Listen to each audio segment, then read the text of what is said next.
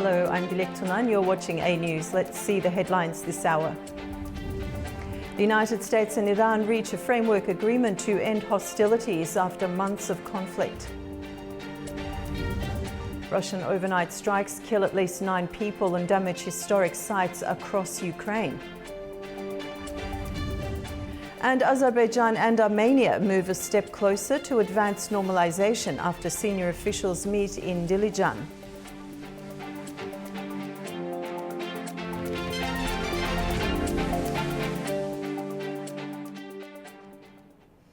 The United States and Iran have reached a framework agreement to end hostilities. It follows months of conflict between Israel, the U.S. and Iran. Here's more.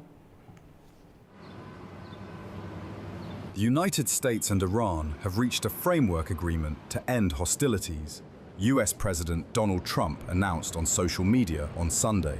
In a series of posts, Trump confirmed the deal is complete, authorizing the toll-free reopening of the Strait of Hormuz and calling for the immediate removal of the U.S. naval blockade. He added that the deal will be signed on Friday. His announcement came shortly after Pakistani Prime Minister Shehbaz Sharif announced the agreement on social media, stating that it is intended to end fighting on all fronts, including Lebanon. Shehbaz Sharif also confirmed that an official signing ceremony is scheduled for Friday, June 19th in Switzerland. Reports indicate that U.S. Vice President J.D. Vance may attend, while Trump's participation has not been fully confirmed. Iran's Deputy Foreign Minister Kazem Garibabadi, speaking on state TV, confirmed that the Memorandum of Understanding is finalized and that the U.S. naval blockade against Iran will end Sunday night. He confirmed that military operations on all fronts, including Lebanon, will cease immediately and permanently. Iran's Supreme National Security Council also issued a statement confirming that military operations on all fronts will halt immediately and that the U.S. blockade on Iranian shipping will be lifted. Following the announcement, the United Kingdom, France, Germany and Italy said on Sunday that they are prepared to lift sanctions on Iran in response to steps taken on its nuclear program. In a joint statement, the leaders emphasized that Iran must never acquire a nuclear weapon and said they are ready to work with the United States, Iran and the IAEA to ensure compliance. Full implementation of the agreement is expected after the signing ceremony Friday, with Pakistan, Qatar, Saudi Arabia and Turkey credited for facilitating the negotiations. International reactions continue to pour in following the announcement of a peace memorandum between the US and Iran. Global leaders and the United Nations are welcoming the diplomatic breakthrough, emphasizing the immediate need to restore maritime stability and secure global energy corridors ahead of the formal signing ceremony in Switzerland.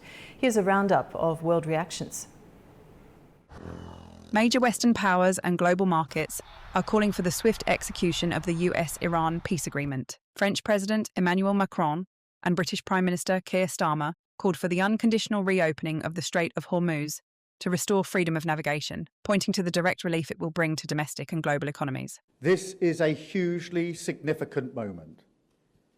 We have long called for de-escalation, and it is vital that all parties seize this opportunity to secure stability in the region and restore freedom of navigation in the Strait of Hormuz. This optimism was echoed by German Chancellor Friedrich Merz, who described the deal as a breakthrough for the global economy. Within the European Union, institutional backing focused heavily on the economic and security guarantees of securing the vital maritime corridor. Well, it is much welcomed, and finger crossed that it will be also initialized on Friday, because everybody needs the Strait of Hormuz to be open and actually this war to stop. So it is much welcomed, and we hope that it will last. UN Secretary-General Antonio Guterres formally congratulated both Washington and Tehran on the permanent ceasefire, while acknowledging the constructive role played by regional nations in supporting the negotiations. This global consensus is reflected across the Asia-Pacific, where Canberra emphasised the far-reaching economic benefits of the deal. We want this agreement to stick. because it is in the interests of people in that region to end the military conflict, but it's also in the interests of the entire world. Turkish President Recep Tayyip Erdogan welcomed the agreement as a crucial step for regional tranquility, while urging all parties to refrain from provocations. Iran has said that reaching an understanding with the US to end the war doesn't mean Tehran will forego the war crimes against Iranians. Touraj Shiraliliu reports from Tehran. Iran's foreign ministry stressed on Monday that Tehran will neither forget nor forgive the US and Israel for committing war crimes against Iran. Spokesman Ismail Baghai made this statement at the press briefing following the agreement of a ceasefire between Tehran and Washington. He reiterated that demanding war damages is an item in the Memorandum of Understanding agreed by both sides. Baghai also said the US has undertaken the rollback of sanctions on Iran's oil and gas exports, as well as on Tehran's civilian nuclear program. With regard to Lebanon, he said respect for the country's sovereignty and territorial integrity is mentioned 3 times in the agreement. The end of the war covers all fronts, including Lebanon. It respects the sovereignty and territorial integrity of Lebanon. I believe this phrase makes it completely clear what any agreement in this regard must include. Answering a question from a reporter, the spokesman added that Iran does not trust Israel or the US to carry out their obligations. Therefore, he said, Iran demands the adoption of a UN Security Council resolution as a guarantee for the memorandum's implementation. He confirmed that both Iran and the US agreed to meet in Switzerland in the coming days to sign the MOU. Prior to that, a number of regional visits are scheduled. As an aside, Baghai also answered the question about Iran's team at the World Cup, thanking Mexican authorities for the hospitality extended to Iran's national football squad to set up their training camp for the tournament. The team arrived in Los Angeles on Monday to play against New Zealand under the agreement that they would have to leave the US immediately after the match. Touraj Shiraliliu from Iranian Foreign Ministry for A News. World leaders are gathering in the French town of Evian-les-Bains for the 3-day G7 summit. Discussions are expected to focus on Iran, Ukraine and the global economy. French President Emmanuel Macron, the host of this year's meeting, arrived at the summit venue on Monday, welcoming leaders and guests. The summit comes shortly after the US and Iran announced a preliminary agreement aimed at ending their conflict. US President Donald Trump is expected to arrive later on Monday.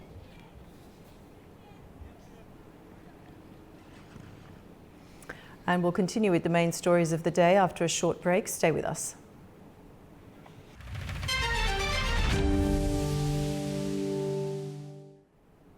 Welcome back. You're watching A News. Israel has rejected the clause about Lebanon that is contained in the US Iran deal, saying it's hardening its position based on security concerns. The clause includes a plan to stop military operations in Lebanon. Israeli officials stress that any restriction is a red line and say they will not back down. Tensions in the Middle East remain high despite an announcement of an agreement between the US and Iran agreement. The deal reportedly includes a plan to stop military operations in Lebanon, something Israel takes issue with. Israeli Prime Minister Benjamin Netanyahu told US President Donald Trump that Israel does not accept the Lebanon clause in the proposed Iran agreement. He said Israel will not accept any limits on its actions against Hezbollah, adding that Israel will not leave Lebanon. He also said the Israel Defense Forces will stay in their current positions and continue operations against Hezbollah. That includes targeting its infrastructure and responding to attacks. The Israeli government says its main priority is protecting national security in Lebanon. Officials say the Lebanon clause in the US-Iran agreement is a red line, and that Israel must be able to act against Hezbollah to protect its northern border. They say there will be no compromise on this issue. Reports say Iran did not respond following an Israeli strike on Beirut overnight, possibly due to pressure from the United States. Some Israeli ministers have said that if Iran attacks, Israel should respond in Lebanon, not Iran, and that operations in Lebanon are faster and easier. Other officials say Israel must keep up with its deterrence efforts while maintaining good relations with the United States. Overall, despite any deal struck, the Israeli government insists it must respond strongly to any future attack. Reports of a new agreement between the United States and Iran have drawn criticism from some Israelis. Many say the deal benefits American interests and question whether it will bring lasting security and stability to the region. A very bad agreement, as I hear in the media and as I hear from the Iranians and some Americans. I really don't understand Trump. I don't understand him. On the other hand, we went to war with them, and I see that they're essentially moving forward, and in my opinion, they have won. It's all about the mood there. It can't be like this. They will receive funds. The regime will not fall. And in my opinion, it's a catastrophe. Well, I'm a Northerner and I'm not very happy about it. I think it will last maybe 2 years until Trump is ending his term, and then we'll go back to the same thing. It's a bad agreement. Iran will not keep the agreement. As a matter of fact, I think that the whole thing was a betrayal with the Iranian people and Israeli people, because it's only American interest here, and it's for the matter of national security of Israel. This is the worst agreement that could ever be done. I don't think it's going to last because the Iranians vowed to annihilate Israel. So when you sign an agreement with them, it just delay of their goals to destroy Israel and America. And I wish there were peace between Israel, Iran, but it's not going to last, sorry. Israeli strikes and gunfire have killed at least 6 Palestinians in the Gaza Strip on Sunday, according to health officials. 4 people died in Jabalia refugee camp, while 2 others were killed in Khan Yunis and Gaza City.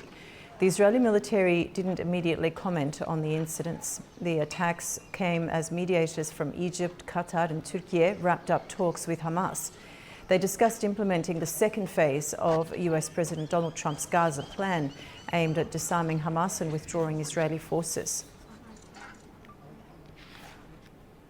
At least 10 people have been killed and dozens injured in Russian attacks across Ukraine overnight, including in Kiev and Kharkiv. The strikes also damaged a UNESCO-listed monastery in the capital and drew strong condemnation from European leaders. Russia launched one of its largest aerial attacks on Ukraine overnight. It fired 70 missiles and more than 600 drones at targets across the country, according to Ukraine's military. The barrage targeted Kiev and several other regions, with air defences intercepting most of the incoming weapons. However, some missiles and drones reached their targets, causing casualties and damage to residential areas, energy infrastructure and cultural sites. In Kiev, the Kiev-Pechersk-Lavra Monastery, a UNESCO World Heritage Site and one of Ukraine's most important religious landmarks, was also hit. Russia denied striking the monastery directly, saying the damage was caused by a Ukrainian Patriot air defense missile. Ukraine rejected the claim and blamed Russia. Russian strikes also hit other regions, like Kharkiv and Sumy, where local authorities reported deaths, injuries and damage. The damage to the monastery has drawn strong international criticism. French President Emmanuel Macron condemned the attack as unjustified and said efforts to secure a ceasefire would be discussed at the G7 summit. European Union Foreign Policy Chief Kaja Kallas said strikes that damaged a UNESCO site amounted to war crimes. Meanwhile, Ukraine continued its own long-range attacks inside Russia. Russian officials reported casualties following a Ukrainian drone strike on the city of Tula. Ukrainian forces also said they targeted transport links connecting Russian-controlled Crimea with other occupied territories. Now let's return to our top story. There are fresh signs of relief for global energy markets following news of a U.S. Iran deal. Traders are responding to the developments, which could reshape the disrupted oil supply flows from the Middle East. Here's more. Oil prices fell sharply on Monday after the United States and Iran announced an initial agreement to end their conflict, raising hopes that energy supplies from the Middle East could begin returning to global markets. Brent crude dropped more than 4% to $83.75 a barrel, while U.S. West Texas Intermediate fell nearly 5% to $80.87. Both benchmarks had already lost more than 3% last Friday. The latest decline comes after months of volatility driven by the conflict, which disrupted shipping and energy exports across the region. Before the conflict began in late February, Brent crude was trading at around $70 a barrel. During the conflict, prices surged to roughly $120 as concerns grew over supply shortages and disruptions to trade. Investors are now closely watching how quickly oil producers in the Middle East can restore production and exports, and whether shipping activity in the region returns to normal. Analysts warn the market could face another week of uncertainty and sharp price swings as traders await further details of the agreement. Energy experts have also cautioned that oil flows through the Strait of Hormuz are unlikely to return to pre-conflict levels immediately, meaning a full recovery in supply could take time.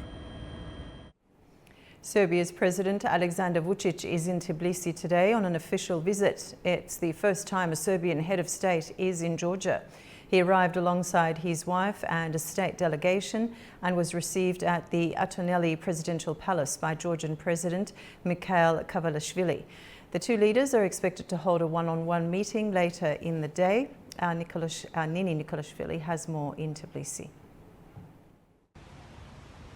For the first time, a Serbian president has visited Georgia. Alexander Vučić touched down at Tbilisi International Airport in the morning, where he was met by Georgia's Minister of Economy, Mariam Kriushvili. She described the visit as significant for trade and economic relations between the two countries. Georgia and Serbia are currently in negotiations over a free trade agreement. The potential benefits include increased trade turnover and higher Georgian exports. Kriushvili indicated that progress has been considerable. She suggested that if finalized, it could set an example for how quickly two countries can move toward this kind of agreement. From the airport, Vučić proceeded to the presidential palace for an official welcoming ceremony with President Mikhail Kavalashvili. Their one-on-one meeting, scheduled for later on Monday, is expected to cover broader questions of bilateral cooperation and partnership. The visit comes at a complex moment for Georgia, whose relations with Western institutions remain strained following domestic political tensions over the past year. Serbia itself, meanwhile, has its own complicated balancing act between EU membership aspirations and closer ties with Russia. Nini Nikolashvili, Tbilisi, A News. And joining me now is Dr. Vakhtang Maisaya. He's a political analyst joining us from Tbilisi, Georgia. Doctor, welcome to the program. Thank you very much for having me. And I would like to greet you and say welcome. Thank you, Doctor. Now, what's the broader significance of President Vučić's visit to Georgia at a time of considerable geopolitical uncertainty across Europe and Eurasia? Well, first of all, I guess that the visit also being coincided when Georgian president paid a visit to Serbia last year, and he just invited Mr. Vučić to come and also to have like a also just about the same, just about friendly visits again to Georgia. Regarding about what topic could be just relevant to both countries, I think so. First, it's would take into my mind like the Black Sea security, because all countries, both countries are just are a part of the Black Sea security forum. Nowadays, Black Sea also just concerns great instability, and also just creates some just about quite maybe instability. And it's also holding also affecting our nation's security environment of both countries. Second, what also it should be considering in a proper way, Serbia and Georgia are facing the same problem. Just it means about Albanian separatism, and Georgia will have like Abkhazian and Ossetian separatism, but also occupied territories by Russian Federation. And of course, it's also just interesting to debate and to discuss how it will be tackled separatism as like a great political evil of the 21st century. Third, of course, it's economic and just about maybe energy security, just project realization, mostly just about considering about Adriatic, just about energy project development, also just maybe probably just about bringing Serbia to the so-called or just about special electric grid, a special project which also run by European Union, where about 4 nations are engaged in, I mean Azerbaijan, Georgia, Romania, and also just Romania and Hungary. And of course, I think so that maybe just Georgia and Serbia also have the same maybe adherence to the just about European Union membership, because both are the candidate states to the membership, and of course they could also share their experience how the integration should be promoted. And they feel, of course, relations with Russia. That Georgia has like very strained and stiff relations with Russia. Serbia, well, just formally they can just have like a normal relations with Russia, but in some cases also just Serbia also expressed some like aspects which also just irritated makers, and of course just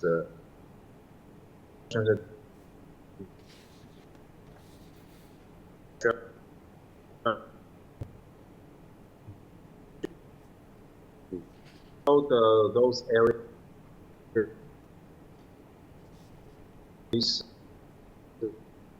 bilateral just about talking and bilateral relations.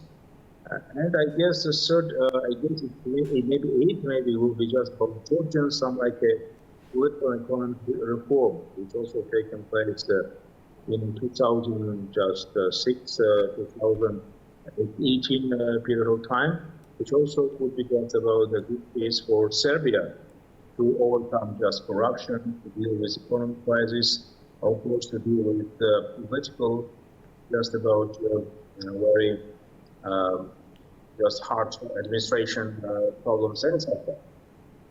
Okay, Doctor, you emphasised mutual points of interest there. You mentioned Black Sea security.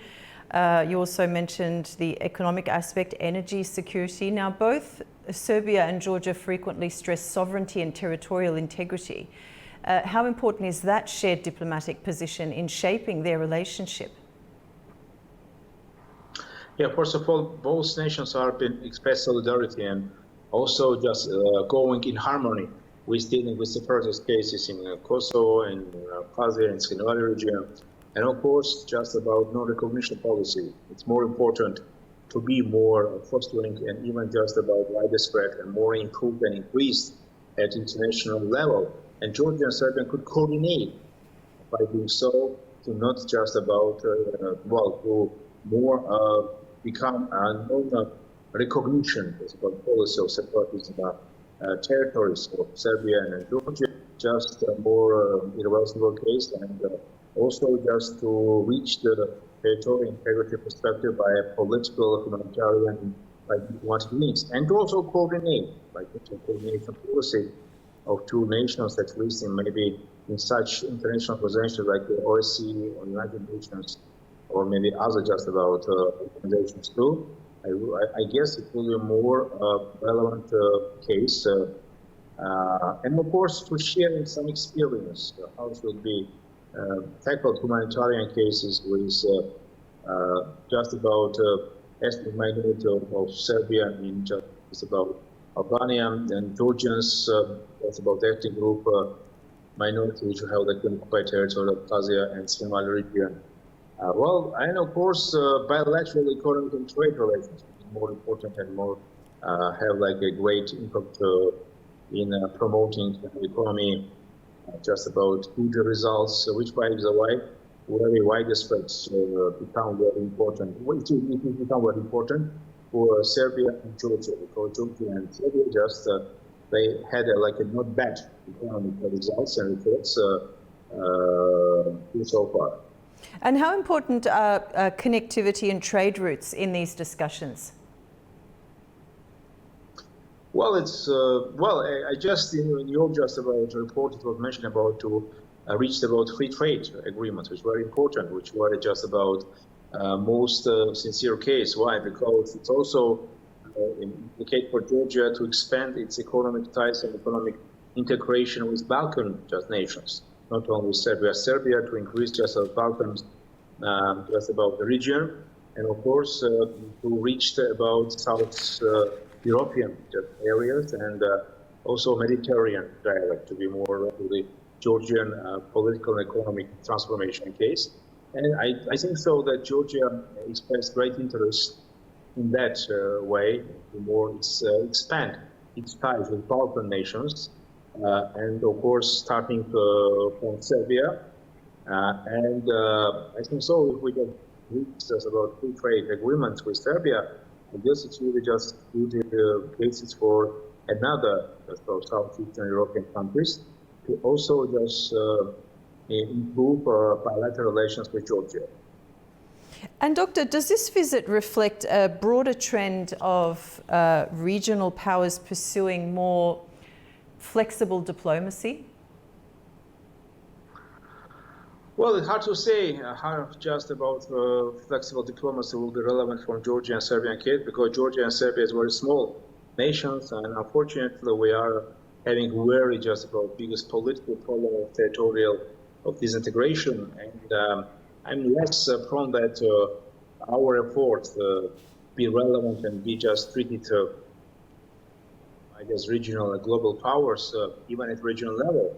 But nevertheless, about Georgia and Serbia relations, I like a Black Sea, just for basin, maybe air, more voices, a good successful cases of successful regional integration and stability in Black Sea and Balkan, as well as South Caucasus area. Dr. Vakhtang Mayasaya, thank you so much for your time and analysis today. It's a pleasure talking to you. Thanks. Now, staying in the region, another major meeting has taken place in Armenia. On Sunday, the assistant to the president of Azerbaijan, Hikmet Hajiev, met with Armen Grigoryan, secretary of Armenia's Security Council. The two discussed issues related to the Azerbaijan-Armenia peace agenda and the normalization process. They stressed the importance of maintaining bilateral dialogue to support lasting peace and stability in the region. The landmark meeting follows Armenia's parliamentary elections last week, with Prime Minister Nikol Pashinyan's Civil Contract Party winning the majority of votes. And now to Europe. UK Prime Minister Keir Starmer has announced plans to ban children under the age of 16 from using social media, describing online platforms as addictive and harmful to young people's well-being. If approved by Parliament, the measures would come into force in 2027. Zainab Farajzadeh reports from UK. UK Prime Minister Keir Starmer has announced plans to ban under-16s from using social media platforms, including Snapchat, TikTok, Instagram and X. Speaking in Downing Street, Starmer says social media is making children unhappy, exposing them to bullying and abuse, and is designed to be addictive. He said children are spending less time reading, doing homework, socializing, and getting enough sleep. He said that government would not compromise on children's safety and well-being, insisting the ban must happen and will happen. The proposal follows similar moves in Australia. Also, ministers say the UK plans to go further. Additional measures under consideration include restrictions on AI chatbots, tighter controls on gaming and live streaming platforms, and curfews for older teenagers. The government says a recent consultation found 90% of parents support setting the minimum age for social media use at 16. If approved by Parliament, the ban would come into force in spring 2027. The plans have been welcomed by Conservative leader Kemal Kılıçdaroğlu, who said they would help parents protect children online. But Reform UK leader Nigel Farage questioned whether the ban would work in practice, arguing that young people could use VPNs to bypass age verification. Technology Secretary Liz Kendall called the move a bold step towards a safer online environment, saying tech companies had failed to protect young users. Regulator Ofcom said it is ready to work with the government on implementing new protections, adding it has already overseen some of the strongest online safety reforms. Bereaved parents and campaigners have also welcomed the announcement, while questions remain over enforcement and how platforms will verify users' ages. Zeynep Ferizadeh, A News, Manchester, United Kingdom. The oldest son of Norway's crown princess has been sentenced to 4 years in jail by a high court in Oslo. He was convicted for rape and other major charges. The trial involving the eldest son of Norway's Crown Princess Mette-Marit has finally concluded in Oslo. Marius Borg Høiby, who is 29, was sentenced to 4 years in prison after being convicted on 2 counts of rape, domestic abuse, threats and traffic violations. Høiby faced a total of 40 criminal charges, including violence, drug offences and for violating restraining orders. Despite being tried on 4 counts of rape, he was acquitted of 2 of them. The trial examined allegations involving 4 women between 2018 and 2024. Høiby has been in custody since February 1st, 2026. He appeared for sentencing via video link due to medical reasons. He holds no royal title and is not formally part of the royal household. The case has drawn international attention because of his family connection. Norwegian authorities emphasize that the sentence reflects accountability regardless of his royal background. Prosecutors had requested more than 7 years in prison, while the defence argued for 18 months for the lesser offences he admitted to. The Uruguay team has arrived in Miami late on Sunday after experiencing travel delays in their journey from Mexico. The team's departure was delayed for several hours by paperwork issues. Uruguay's Football Association blamed FIFA for the disruption, saying the governing body was responsible for the team's travel arrangements. The delay postponed a mandatory pre-match press conference with the team's head coach and captain, although both later attended the rescheduled event.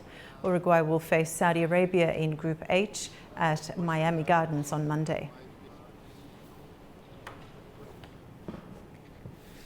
And while the world's attention is on the FIFA World Cup, a group of young women in Gaza are pursuing a very different football journey.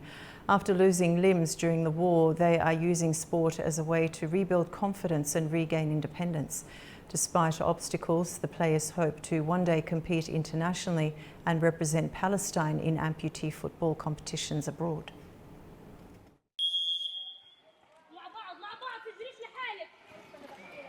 As football fans around the world follow the 2026 FIFA World Cup, a group of young women in Gaza are finding hope and resilience on the football pitch after losing limbs during the war. Training on a small artificial turf field in Deir el-Balah, the players use crutches as they practice passing drills and develop their skills under the guidance of local coaches. The initiative, established through the Palestine Amputee Football Association, aims to provide psychological and social support for girls adjusting to life-changing injuries while creating opportunities through sport. Among the players is 24-year-old Rosanne Kaira, who lost a leg when an Israeli strike hit her family home in Gaza City in November 2023. A former sprinter, she says football has helped her regain confidence and pursue new ambitions. عمري 24 سنة من غزة تحديدا حي الدرج We were asleep at home when I woke up to screams and the sound of missiles falling around us. I tried to stand, but I couldn't. I ran on one leg until I reached the living room, and that's when I realized my leg had been amputated. Sport had always been part of my life. I competed in athletics and won several medals in sprinting. It's something I inherited from my family. My father, uncles, sisters, and brothers are all involved in sport. Since I was a child, I would run with my father on the sports fields, and that passion stayed with me. Maybe the occupation thought that amputating my leg would stop me from pursuing my dreams. But it did the opposite. It gave me even greater determination to prove that losing a leg is not the end of life or ambition. It can open new opportunities and push you to achieve even more. After joining the football team, we started preparing for international competitions. Our goal is to represent Palestine and raise our flag on the world stage. The project comes as Gaza continues to deal with the consequences of the war, which has left thousands of people with life-altering injuries and caused extensive damage to sports facilities and public infrastructure across the enclave. Organisers say the programme focuses not only on physical rehabilitation, but also on building self-belief and encouraging participants to remain active despite the challenges they face. After the break, we'll continue with the main stories shaping the region. Stay tuned.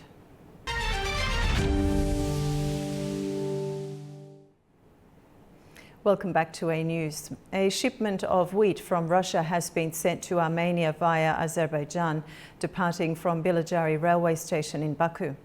The train consisted of 7 wagons carrying around 490 tonnes of grain.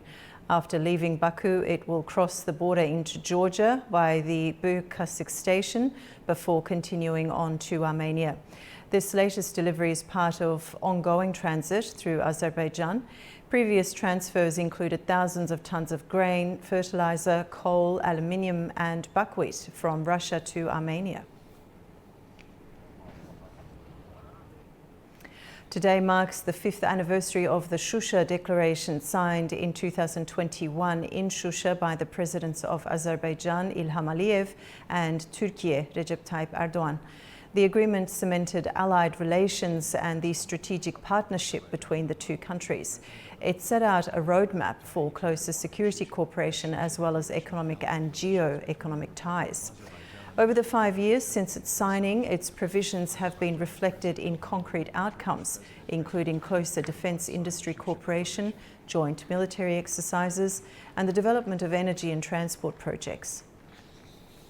Following the ceremony of signing Shusha Declaration. Shusha is hosting a major international conference on regional security and peace building as Azerbaijan and Turkey mark 5 years since the Shusha Declaration. A News' Anastasia Lavrina reports. Today marks the 5th anniversary of the signing of the Shusha Declaration, a historic document that elevated the bilateral relations between Azerbaijan and Turkey to the level of an alliance. In an increasingly fragmented and uncertain world, where geopolitical tensions, regional conflicts, and new security challenges continue to emerge, the importance of strong partnerships and strategic cooperation has become greater than ever. The Shusha Declaration stands as a clear example of how shared values, mutual trust, and a common vision can create a solid foundation for stability and progress. The significance of this anniversary is further enhanced by the fact that Shusha is hosting the international conference titled Regional Contribution to Global Security, Peace Building in the South Caucasus, and organized by the New Azerbaijan Party.